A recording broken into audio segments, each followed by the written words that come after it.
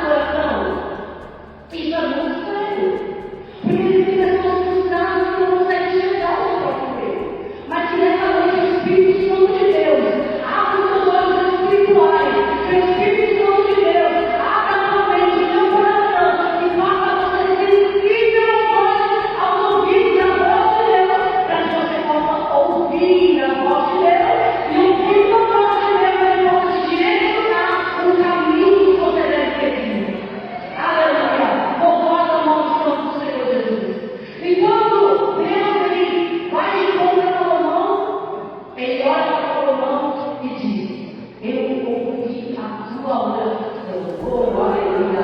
Coisa maravilhosa é saber que Deus está ouvindo a nossa oração. Coisa maravilhosa é sentir que o Senhor está com as portas do céu abertas. Somos melhores do que a volta, aleluia. O verdadeiro é o nosso mundo, aleluia, em verdade. Aleluia, para responder. Coisa maravilhosa é ter esse sentimento de aliança com Deus. Louvado o nome do Senhor Jesus, por esse relacionamento com Deus, você sabe conquistar.